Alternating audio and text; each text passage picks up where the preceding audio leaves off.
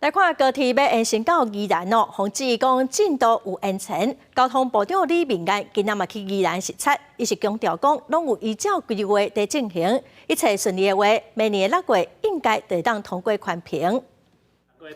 到台铁宜兰高架路段下较较早，这就是未来高铁宜兰站甲台铁宜兰新站强固的所在。交通部长李明安认真了后，第一摆到宜兰考察交通建设。宜兰县长林祖标也当场请命，希望加速高铁延伸计划推动。铁道局预估，明年6月底若顺利通过宽屏，就会往下一个阶段行。接下来环评如果核定，我们就会进入后续的公建计划的核定跟设计、发包等等的这个程序。